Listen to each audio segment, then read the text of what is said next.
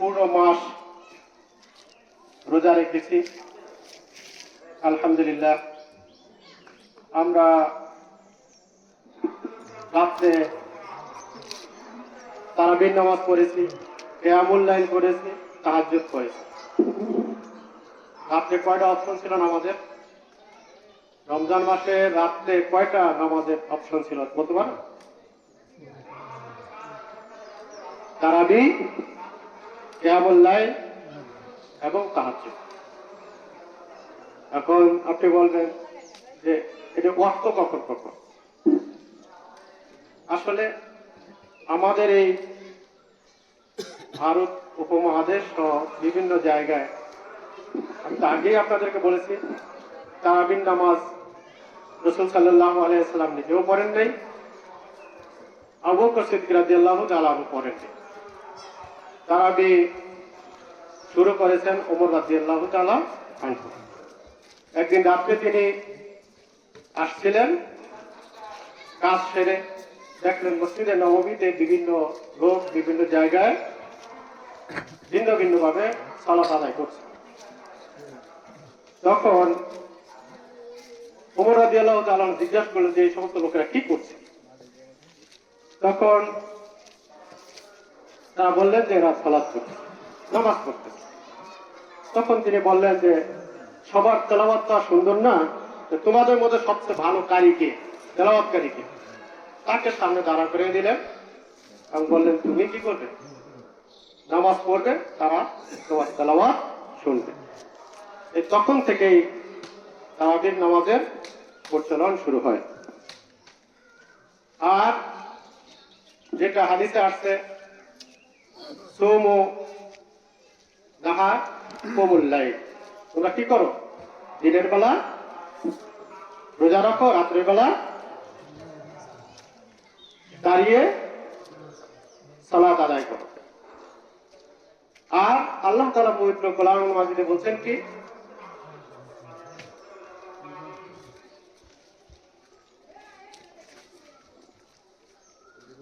ফাতাহাজ্জাদ বিহি নাফিলাতাল লাক আসা আন ইয়াবআসাকা রাব্বুকা মাকামান মাহমুদা, যে তোমরা তাহাজ্জুদ আদায় করো এবং যাতে করে তোমরা মাকামে মাহমুদে পৌঁছে যেতে পারো।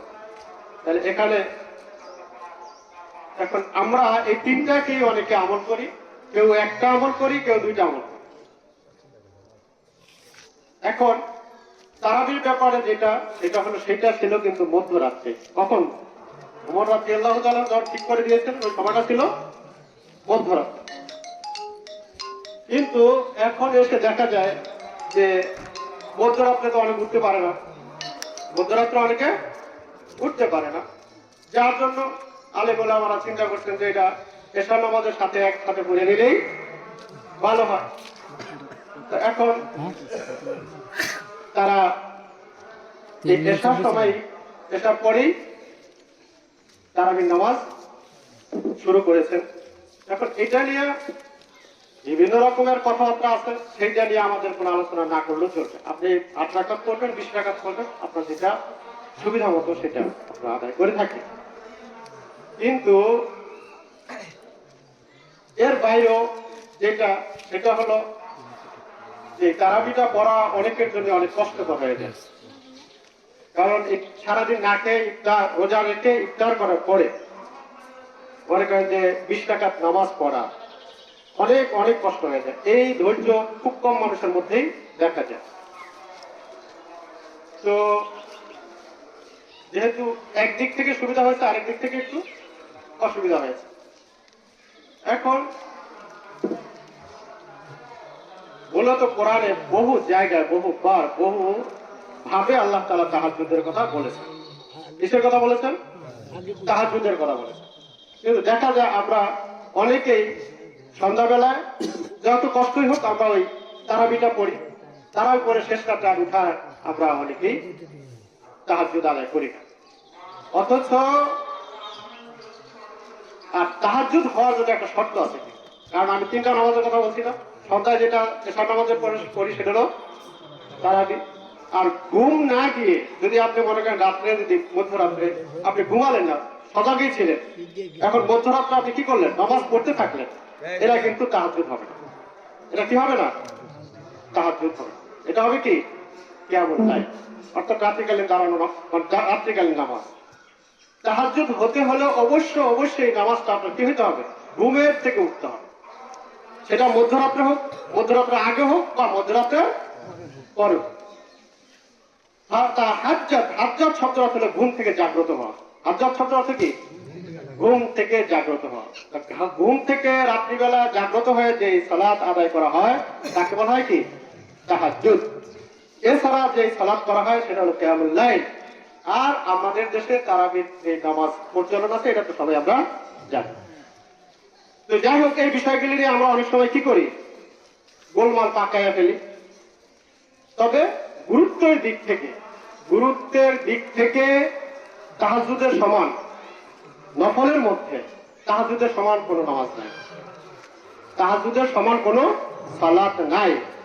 100 রাকাত তারাবি পড়লে যতটুকু সওয়াব হবে তার চেয়ে বেশি সওয়াব হবে যদি আপনি 1 রাকাত তাহাজ্জুদ নামাজ আদায় করতে পারেন। অতএব আমি সেটা আগেও বলে আসছি, এখনো বলছি যে আমরা রমজান মাসে সেহরি খেতে উঠি, তো 10টা মিনিট, 15টা মিনিট, 20 মিনিট, আধা ঘন্টা আগে উঠলে 1 রাকাত, মানে কমপক্ষে 2 রাকাত, 4 রাকাত, 6 রাকাত, 8 রাকাত এই সালাতটা আমরা আদায় করতে পারি। অর্থাৎ এই নিয়ামতটা আমরা কি করতে পারি? রমজান মাসে বিশেষ করে আমরা এই নিয়ামত লাভ করতে পারি। কিন্তু এই রমজান ছাড়াও আল্লাহ রাসূল সাল্লাল্লাহু আলাইহি ওয়াসাল্লাম যতদিন জীবিত ছিলেন ততদিন পর্যন্ত তিনি কি করেছেন? রমজানের বাইরে তিনি তাহাজ্জুদের সালাত আদায় করেছেন একা একা। জামাতবদ্ধ ভাবে তাহাজ্জুদের নামাজ রাসূল সাল্লাল্লাহু আলাইহি ওয়াসাল্লাম আদায় করেন নাই। অতএব তাহাজ্জুদের নামাজ আপনারা একা একা পড়বেন। জামাতের চেয়ে তাহাজ্জুদের একা একার মধ্যে বরকত অনেক বেশি, সওয়াব এবং বেশি। আর তাছাড়া আপনাকে সৃষ্টি করেছেন আল্লাহ তাআলা, তিনি হলেন মনিব, আর আপনি হলেন কি? আমরা কি? গোলাম।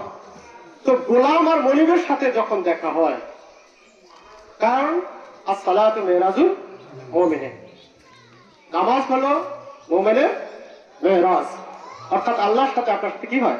দেখা, কথা হয়। যেমন আমরা সূরা ফাতিহায় কি বলি? আলহামদুলিল্লাহি রাব্বিল আলামিন, সমস্ত প্রশংসা কার? রাব্বিল আলামিন। আর রহমান, আপনি কি? দয়ালু। আর রহিম, আপনি মেহেরবান। মানে দুইটা মানে বিকল্প। একটা হলো রহমান হলেন আল্লাহ তাআলা দুনিয়ার জন্য, আর রহিম আল্লাহ দুনিয়ার জন্য। রহমান, এই দুইটার ভিতরে একটা শরত যেটা বেশি, সেটা হলো কি? আখিরাতের জন্য, আর একটা দুনিয়ার জন্য। এখন রহমান রহিমের এক অর্থ হলো, একটা হলো যে দুনিয়া, আর একটা হলো যে আখিরাত। তো রহমান রহিম, মালিক ইয়াউমিদ্দিন, আপনি কিয়ামতের দিনের মালিক। ইয়াকা না'বুদু, ইয়াকা আরবি যারা বুঝেন, কা কি? ওয়াহিদে হাজিরের সিগা নাকি? ওয়াহিদে হাজির, অর্থাৎ 1 বছর উপস্থিত, 1 বছর। অর্থাৎ আমি বলি, যেমন আপনার সামনে, আমার সামনে সামনে, ভাই তুমি কেমন আছো, বা ভাই আপনি কেমন আছেন, বা এই কথা আমরা বলি। ঠিক সেই সময় আমি আল্লাহকে বলি, আল্লাহ আপনি, আপনারই আমি কি করি? ইবাদত করি। তাহলে আমি আর আল্লাহ কি একবারে সামনাসামনি। ইয়াকা না'বুদু ওয়া ইয়াকা নাস্তাঈন, আমি আপনারই ইবাদত করি এবং আপনার কাছেই আমি কি চাই? সাহায্য চাই। তাই এখানে তো আর কেউ নেই, আছে? এই আল্লাহর সাথে যখন আপনার দেখা হলো, তখন সূরা ফাতিহার মধ্যে আরেকটু বলে কি? ইয়াকা না'বুদু ওয়া ইয়াকা নাস্তাঈন, ইহদিনাস সিরাতাল মুস্তাকিম। হে আল্লাহ, আপনি আমাকে সরল সঠিক পথ দেখান। কোন পথ? সিরাতাল লাযীনা আন'আমতা আলাইহিম মিনান নাবিয়্যিনা ওয়াস সিদ্দীকিনা ওয়াশ শুহাদা ওয়াস সালিহিন হাসুনা উলাইকা রাফীকা। ওই হেদায়েতের পথ, যেই হেদায়েতের পথ আপনি দেখিয়েছেন কাদেরকে? আম্বিয়া, সিদ্দীকিন, শুহাদা, সালেহিনদেরকে আপনি যে রাস্তা দেখিয়েছেন, যে হেদায়েত দিয়েছেন, আপনি আমাকে সেইভাবে কি করেন? হেদায়েত। সিরাতাল লাযীনা আন'আমতা আলাইহিম, এই যারা নিয়ামত প্রাপ্ত হয়েছে এদের মতো আমাদের কি করেন? হেদায়েত দান করেন। গায়রিল মাগদুবি আলাইহিম ওয়াদ-দাল্লিন, তাদের পথ নয় যাদের প্রতি আপনার কি হয়েছে? অভিসম্পদ হয়েছে, অভিশপ্ত হয়েছে। যারা অভিশপ্ত হয়েছে কারা? ইহুদি নাসারা, মাধ্যম হলো ইহুদিরা, আর দলিল হলো খ্রিস্টানরা। অর্থাৎ এই ইহুদি এবং খ্রিস্টানদের মতো আমাকে কি করবেন না, পথভ্রষ্ট করবেন না। গায়রিল মাগদুবি আলাইহিম ওয়ালাদ-দাল্লিন। এরপরে এই কথাগুলি তো আপনি প্রথমেই বললেন, সামনাসামনি গিয়েই আল্লাহর সাথে এই কথাবার্তা চূড়ান্ত হয়ে গেল, চূড়ান্ত হলো। এরপরে আপনি আল্লাহর কালাম করবেন। এই কালাম কার কথা? কোরআন কার কথা? আল্লাহর কথা। যে কোরআন আল্লাহ তাআলা নিজে আপনাদেরকে বেহেশত থেকে পড়ে শোনাবেন।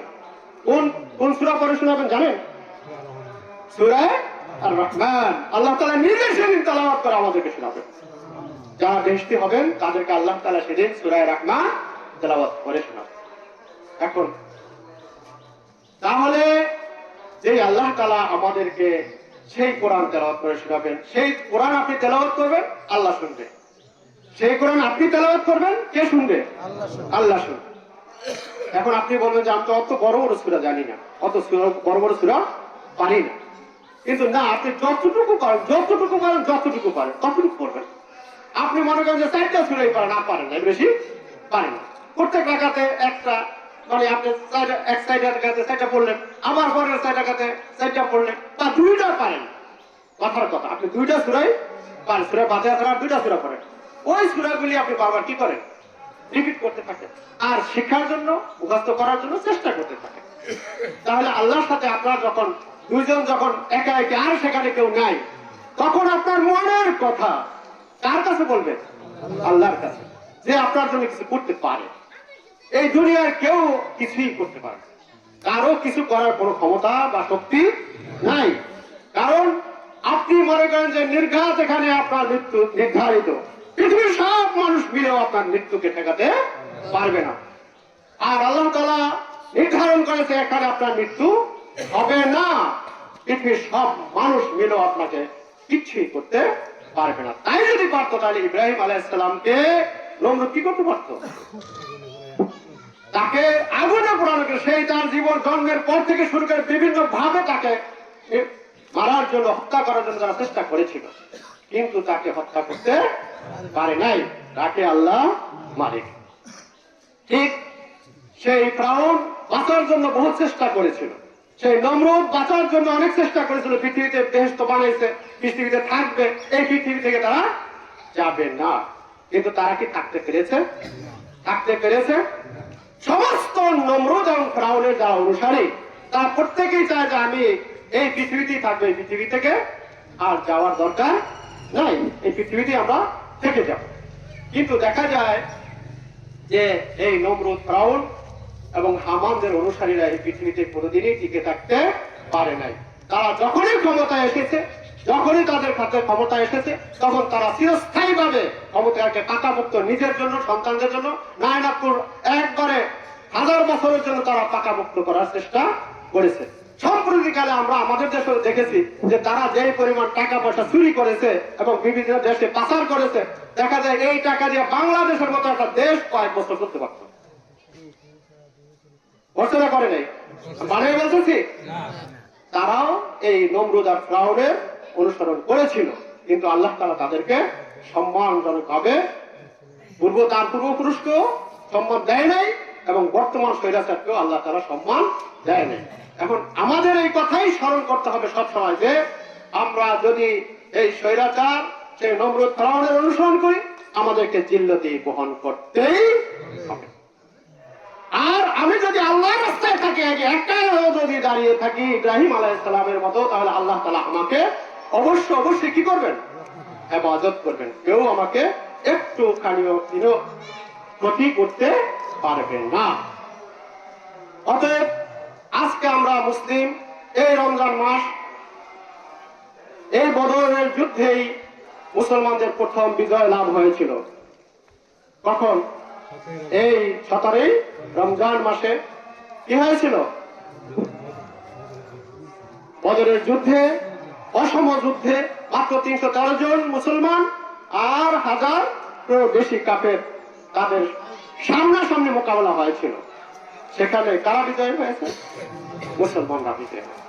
তো আমি যে কথাটা, তাহাজ্জুদের যে কথা যেটা বলতেছিলাম, সেটা ফিনিশ কথা হলো, শেষ কথা হলো যে এটা নিয়ে অনেক লম্বা আলোচনা করা যায়। সেই দিন আপনি আর আপনার ঘর, আপনার খোদা, আপনার রব, আপনার মাহবুব সামনে আপনি গোলাম। গোলামের কোনো হাইসিয়ত নেই, গোলামের কোনো হাইসিয়ত নেই। অতএব গোলাম রবের কাছে চাইবে চাইবে চাইবে, যা কিছু, এমনকি একটা টুপি ছিঁড়ে গেল, একটা স্যান্ডেলের ফিতা ছিঁড়ে গেল, কার কাছে চাইবে? আল্লাহর কাছে চাইবে।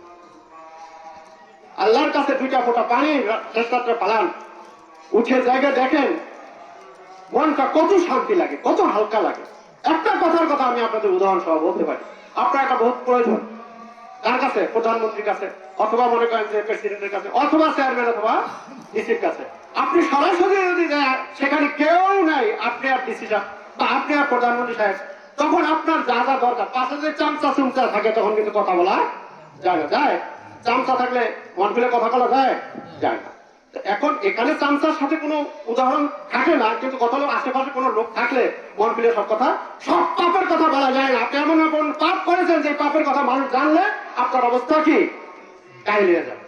আপনি ভাবতেছেন যে এমন আপনি শিরক করছেন, আপনি কি করছেন? কবিরা গুনাহ করছেন, আপনি সগীরা গুনাহ করছেন, আপনি বেদাতি গুনাহ করছেন।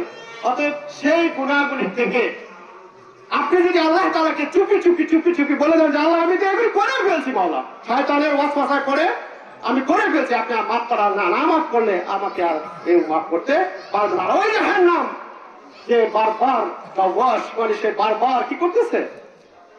হুঙ্কার দিতেছে এবং বলতেছে, এবং শেষকালেও সে বলবে হালমিন মাজিদ, আর কি নাই? আরো নিয়ে আসো। তার উদরটা অনেক বড়। যেমন এখন বলে না তোমার কি, তোমার অনেকের পেট আছে দোজকের মতো, তাই না? দোজক যেমন ভরবে না, আর এদের পেটও, এই শৈলাচারদের পেটও কোনোদিন ভরবে না। এদের পেটটা দোজকের মতো। কিসের মতো? দোজকের মতো। এই দোজকের মতো পেটওয়ালা এদের পেট কোনোদিনই ভরে না। তো আমি এই প্রসঙ্গ রেখে আমি আরেকটি প্রসঙ্গে আলোচনা করব। এখন ব্যাপার হলো, এখন নামাজের 3টা ব্যাপার বুঝছেন তো ইনশাল্লাহ? রাত্রিকালীন নামাজের 3টা ব্যাখ্যা আমি করলাম। এখন আমি যে ব্যাখ্যাটি, এখন আপনাদের যে আলোচনাটুকু করব, সময় খুবই কম এখন আমার হাতে। আমি আজকে আমরা এখানে আলহামদুলিল্লাহ ঈদের নামাজ আদায় করতে এসেছি। আমরা 29 দিন রোজা ছিলাম, সেহরি খেয়েছি, ইফতার করেছি, এবং আমাদের দেশে তো আলহামদুলিল্লাহ ইফতারে কি ঢল ছুটে গেছে। ইফতারে ঢল, ইফতারে ঢল ছুটছে না মানে এখানে এখন ইফতারটা ছিল কি জন্য? যে একজন মানুষ যদি একজনকে ইফতার করায়, তাহলে যাকে ইফতার করায় তার যদি একটা খেজুর দেওয়া হয় বা এক ঢোক পানি দেওয়া হয়, তাহলে রোজাদারও যে সব এবং যে ইফতার করলো তারও সেই সব।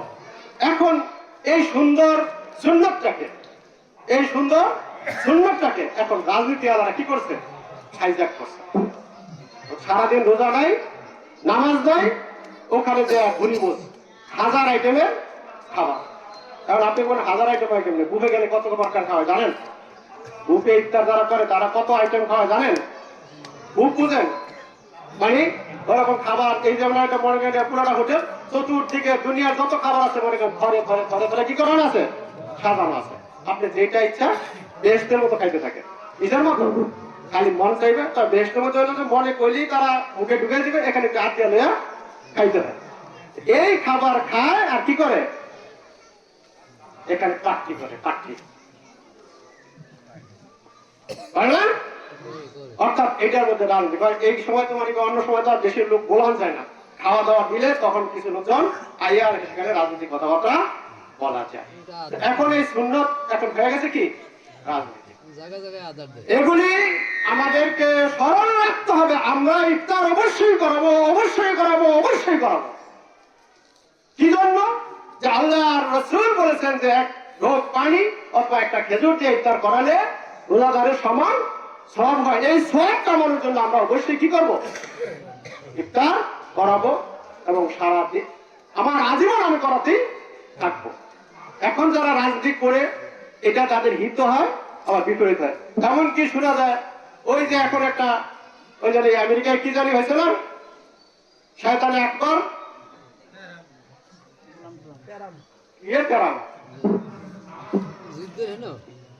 যাই হোক, এখন ওটা নাম আমার নিতে ইচ্ছা করছে না, আপনারা বলছেন ঠিক আছে।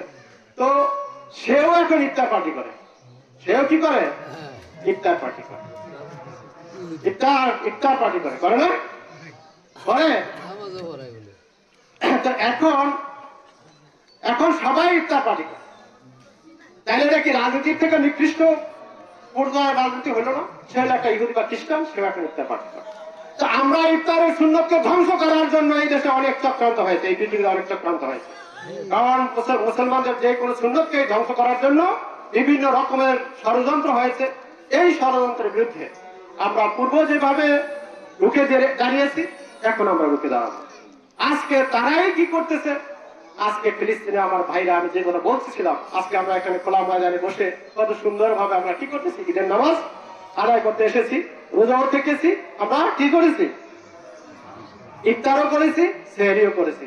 আলহামদুলিল্লাহ, যে এমন কোন লোক আমার মনে হয় এই ময়দানে উপস্থিত নাই যে ইফতারের অভাবে ইফতার করতে পারে নাই, অথবা সেহরির অভাবে সেহরি করতে পারে নাই, এমন কোন মানুষ কি এখানে উপস্থিত আছেন? বলেন, যদি থাকেন হাত তোলেন। আমরা সবাই মিলে চেষ্টা করবো আগামী বছর যেন তার এই অভাব অনটন না থাকে, থাকতে পারে না।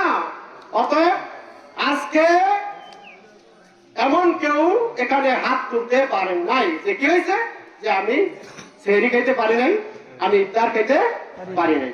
বরং আলহামদুলিল্লাহ মসজিদগুলি তো এমন শুরু হয়েছে। একসময় আমরা এক জগ শরবত লয়ে যেতাম, আমি যখন ছোট ছিলাম এক জগ শরবত লয়ে যেতাম।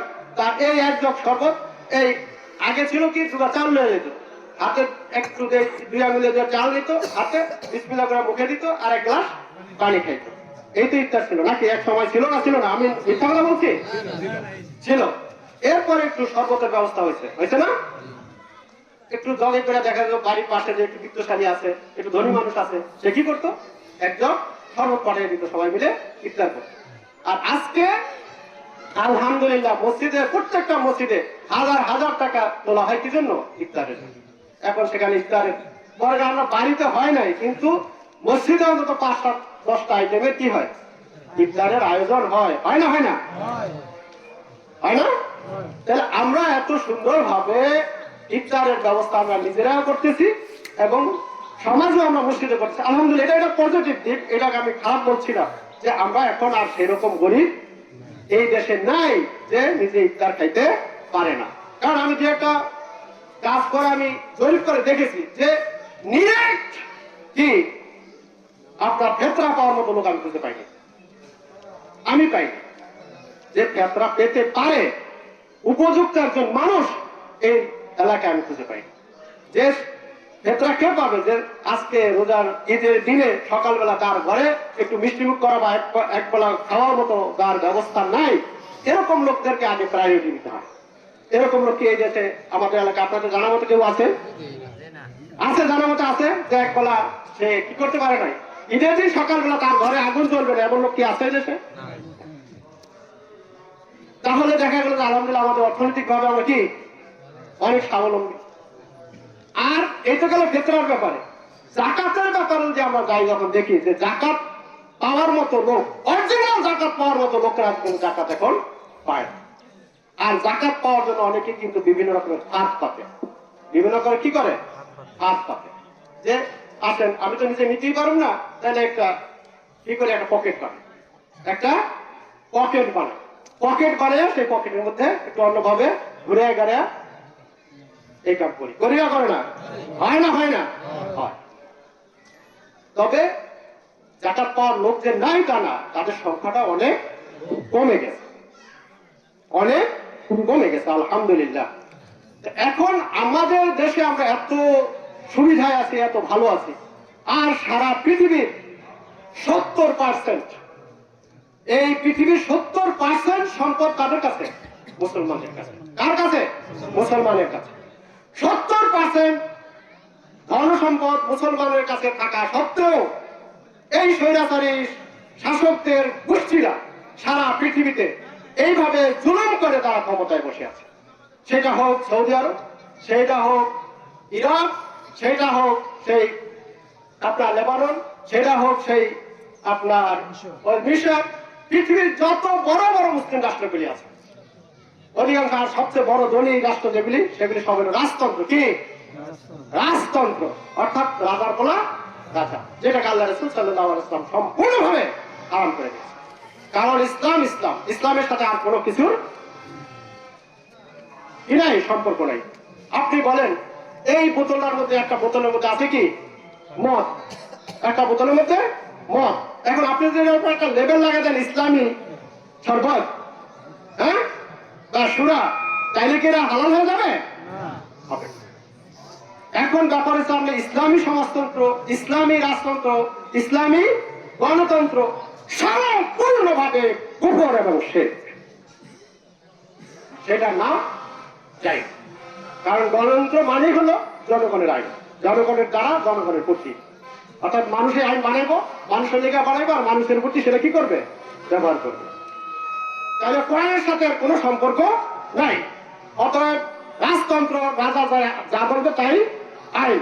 সমাজতন্ত্র, সমাজে মিলিয়া গরু ছাগল একদল যারা গরু আছে তারা মিলিয়া বলবে আমরা মালিকের কথা শুনুন না, আমরা যেদিন যাইবো উত্তর পাড়ায় সেদিন উত্তর পাড়ায় যাবো, যেদিন দক্ষিণ পাড়ায় খাইতে যাবো সেদিন দক্ষিণ পাড়ায় যাবো, পূর্ব পাড়া যেদিন যাইবো খাইতে সেদিন পূর্ব পাড়ায় খাই।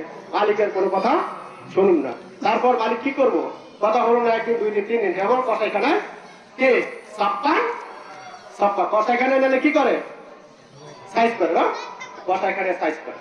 তো ঠিক সেইভাবে আজকে এই মুসলমানদের যে দুর্দশা, এই মুসলমানদের আজকে ফিলিস্তিনের মানুষের যে অবস্থা, আজকে গাজার যে অবস্থা, একটা ঘর নাই, বাড়ি নাই, তাদের মানুষগুলি বিভিন্ন জায়গায় পালায় পালায় আছে, সেখান থেকে টোকায় টোকায় ধরে আনে, তারা হত্যা করতেছে। অথচ এই মুসলিম রাষ্ট্রের শাসক গোষ্ঠী আজকে ওই আমেরিকার আর ওই কি ইসরায়েলের পাঁচ চারটে তারা এখন ক্ষমতায় আছে।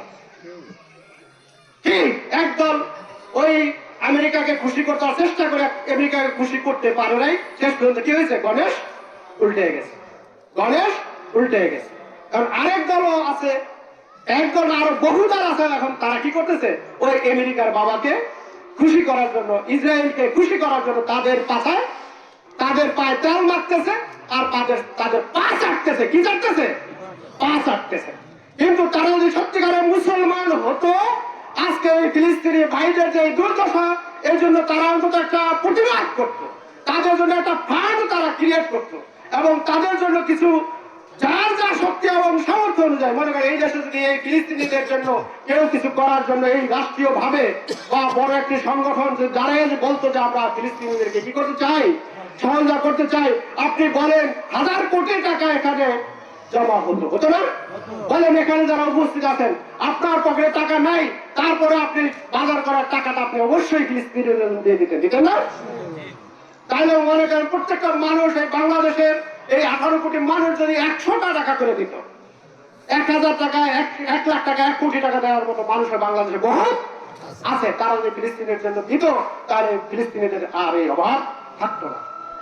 আজকে ওই যে ইয়েতে সৌদি আরব থেকে ওনার নাম হলো যে সেই দেশে বলো যে আমরা তোমাদেরকে 100, যেমন আমাদের দেশে 100 মসজিদ করে দিছে না সৌদি আরব বলারা, তারা বলছে আমাদের মসজিদ দরকার নাই। কি দরকার নাই? আপনারা বলে বাবা মসজিদ করে দিতে চাইছে, মসজিদ নেয় না, এরা কেমন মুসলমান? আরে বেটা, ওখানে যে মসজিদ তোরা করে দিচ্ছে, এই মসজিদে আর কি মসজিদ ছিল না? ছিল না? ছিল না? এই মসজিদের টাকা তোরা 10 টাকা দেওয়া মসজিদ বানাইছো, তার 90 টাকা তোরা খাওয়া ফেলাইছো। এই প্রত্যেকটা মসজিদে যদি 100 টাকা যদি থাকতো, সারা দেশে যতগুলি মসজিদ করছো, এই টাকাগুলি বিশাল একটা ইন্ডাস্ট্রি করে করা যেত না? এই ইন্ডাস্ট্রিতে এই দেশের মুসলমানরা কাজ করে খেতে পারতো না? তাহলে মানুষকে আল্লাহ রাস্তা খাওয়ার ধান্দাবাদ দিয়ে তাদেরকে কর্মঠ করা যেত না?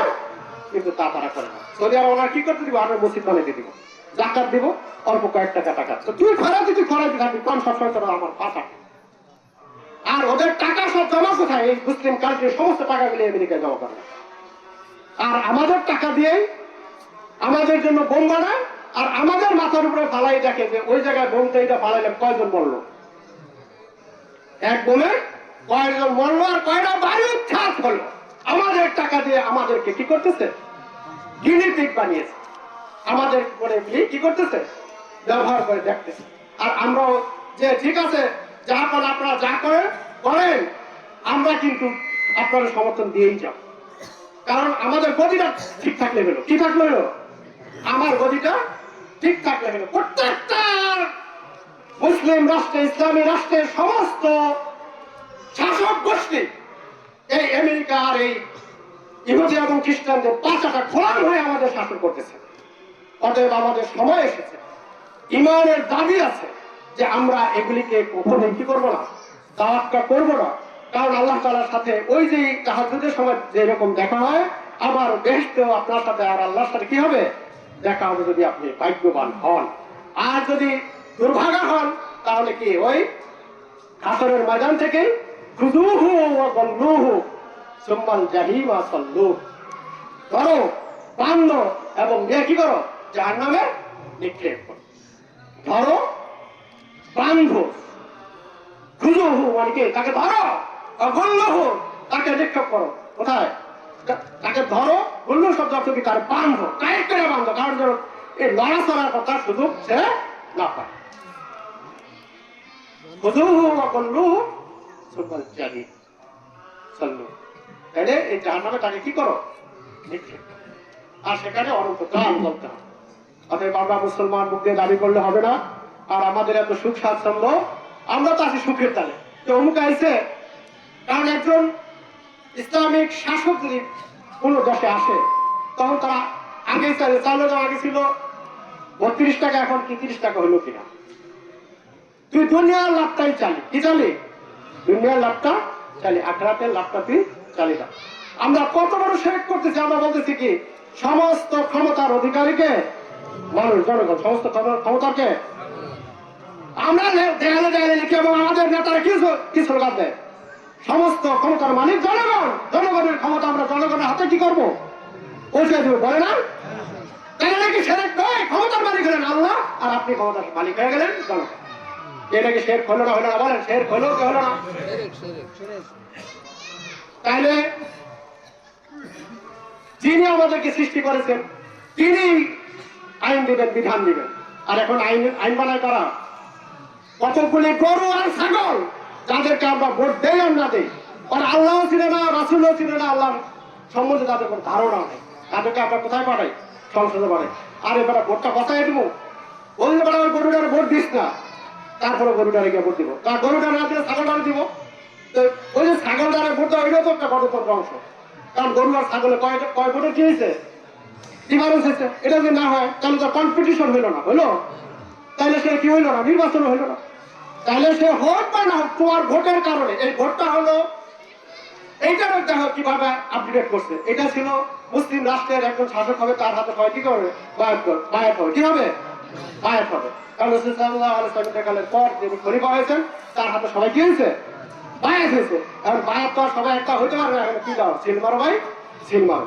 সিল মারি আমরা কি করি, তার প্রতি আনুগত্যতা আমরা কি করি, প্রকাশ করি। এইটাও কি, এই যে আমি আনুগত্যতা প্রকাশ করলাম, এই সমস্ত অপকর্মে, এই সরকার যত অপকর্ম করবে এর সমস্ত গুণা সম পরিমাণ আমার আমলনামায় কি হবে, লেখা হবে, হবে, হবেই হবে, হবেই। অর্থাৎ আল্লাহ তাআলা কিয়ামতের দিন ইমাম সাহেবকে ডাকবে, কারে, ইমাম, ইমামকে, আমাদের ইমামকে, ইমামুল মুরসালিন খাতামুন নবিয়্যিন মুহাম্মদুর রাসূলুল্লাহ সাল্লাল্লাহু আলাইহি ওয়াসাল্লাম। যারা আমরা কোরআন এবং রাসূল সাল্লাল্লাহু আলাইহি ওয়াসাল্লামের অনুসরণ করেছি, আমরা তার পিছনে গিয়ে দাঁড়াবো। আর আমরা যদি জাতির পিতা অমুক, জাতির পিতা অমুক, জাতির নেতা অমুক, তাহলে আমার কি হলো, সে আমার ইমাম বা নেতা হয়ে গেল। অতএব আমার নেতার যেই অবস্থা, আমারও সেই অবস্থা। কারণ আমার নেতা সুরট টানতো, বিড়ি খাইতো, সিগারেট খাইতো, দাড়ি ছিল না, সুন্নত ছিল না, নামাজ পড়তো না, রোজা করতো না, সে গণতন্ত্রের ধ্বজাধারী ছিল, মানুষের টাকা পয়সা লুটপাট করে নিজের খাইতো এবং তার দল বল সবাই সহ খাইতো। তাহলে এরাও জাহান্নামী, আপনি আমিও কি জাহান্নামী। অতএব আমাদেরকে হুঁশিয়ার থাকতে হবে এবং আমাদেরকে কি করতে হবে। ভাই আমার কাছে ঘড়ি আছে, আমি সময়ের প্রতি অত্যন্ত সজাগ আছি ইনশাল্লাহ। আমাকে ঘড়ি দেখাইতেও হবে না, সময় দেখাইতেও হবে না ইনশাল্লাহ। তো আমি যে কথা বলে শেষ করতে চাচ্ছি সেটা হলো যে সম্পূর্ণভাবে আমরা এই বিশেষ করে আমাদের যে একটা চাওয়া থাকতে পারে, সেটা হলো আমি বলি যে আপনারা বলেন একমাত্র আর সমস্ত সার্বভৌম ক্ষমতার মালিককে। এটা আপনারা সব মানেন? এই দাবি আমরা করতে পারি যে আমরা চাই যে সার্বভৌম ক্ষমতার মালিককে আল্লাহ। এটা সাংবিধানিক ভাবে কি করতে হবে? স্বীকৃতি দিতে হবে। দুই নম্বর দাবি যেটা, সংবিধানের মধ্যে কোরআন এবং সুন্নাহ বিরোধী যে সমস্ত আইনগুলি আছে এই আইনগুলি কি করতে হবে? সংশোধন করতে হবে। কোরআন এবং সুন্নাহ বিরোধী যে সমস্ত আইনগুলি আছে সেগুলিকে সংশোধন করে সম্পূর্ণ ইসলামী আইন মোতাবেক সংবিধান রচনা করতে হবে। এই ব্যাপারে কি আপনারা একমত না দ্বিমত? একমত। এবং আমরা চাই এমন খেলাফত, ওই রাজতন্ত্র, সমাজতন্ত্র, অমততন্ত্র, তমকতন্ত্রের আমরা কি চাই না। আমরা চাই এই যে উমাইয়া খেলাফত, আব্বাসিয়া খেলাফত, অমুক খেলাফত, তমুক খেলাফত, সেখানে রাজতন্ত্র ছিল, ওই খেলাফত আমরা চাই না। আমরা চাই যে খেলাফত শেষ নবী হযরত মুহাম্মদ রাসূলুল্লাহ সাল্লাল্লাহু আলাইহি ওয়াসাল্লাম প্রতিষ্ঠা করে গিয়েছেন, সেই খেলাফত যদি প্রতিষ্ঠা হয়, এই খেলাফত প্রতিষ্ঠা করার জন্য আপনারা সবাইকে রাজি আছেন বলেন? তাহলে আমাদের তিনটাই দাবি হতে পারে। এই সার্বভৌম ক্ষমতার মালিক আল্লাহ, সাংবিধানিক ভাবে কি করতে হবে? স্বীকৃতি দিতে হবে। এটা আমাদের দাবি এই আজকের এই ঈদগাহ থেকে। দুই নম্বর দাবি হলো সংবিধানে কোরআন সুন্নাহ বিরোধী যে সমস্ত আইনগুলি আছে সেগুলি সংশোধন করে ইসলামী আইন সেখানে বসাইতে হবে। তিন নম্বর হলো আমরা ওই খেলাফত চাই যেই খেলাফত শেষ নবী হযরত মুহাম্মদ রাসূলুল্লাহ সাল্লাল্লাহু আলাইহি ওয়াসাল্লাম ইন্তেকালের সময় রেখে গেছেন। তারাক্তু ফীকুম আমরাইন কিতাবাল্লাহি ওয়া সুন্নাহ। আল্লাহর এই কোরআন এবং সুন্নতের ভিত্তিতেই চলবে। এখানে রাজতন্ত্র, সমাজতন্ত্র কোনো কিছু নেই। এটাকে বলা হয় খেলাফত আলা মিনহাজুন নবুওয়া। এই খেলাফতকে কি বলা হয়? খেলাফত আলা মিনহাজুন নবুওয়া। এখন অনেকে খেলাফত চায়, কেউ চায় কি ওই উমাইয়া খেলাফত, কেউ চায় কি আব্বাসিয়া খেলাফত। আমরা ওগুলি চাই না। আমরা খেলাফত চাই কোনটা? খেলাফত আলা মিনহাজুন নবুওয়া, অর্থাৎ নবী মুহাম্মদ রাসূলুল্লাহ সাল্লাল্লাহু আলাইহি ওয়াসাল্লাম যেভাবে খেলাফত প্রতিষ্ঠা করেছেন সেই খেলাফত আমরা সবাই প্রতিষ্ঠা করতে চাই এবং এর জন্য আমাদের জান, জীবন সব কিছু আমরা আল্লাহর রাস্তায় উৎসর্গ করে দিতে চাই।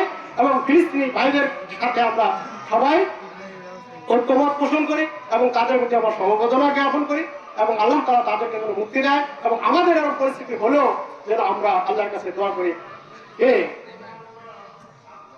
মিন লাদুনকা ওয়ালিয়্যা ওয়াজআল লানা মিন লাদুনকা নাসিরা। আল্লাহ আপনি আপনার পক্ষ থেকে ওয়ালি এবং আমাদেরকে নাসির দান করেন। وآخر دعوانا أن الحمد لله رب العالمين. السلام عليكم ورحمة الله وبركاته. দয়া করে সবাই দাঁড়ান এবং কথা শোনাবেন। আমাদের কিছু কথা আমরা নামাজের পরে ইনশাআল্লাহ বলবো। আমাদের মাঠের ব্যাপারে কিছু কথাবার্তা আছে এবং আমাদের মাহফিল নিয়েও কিছু কথাবার্তা আছে।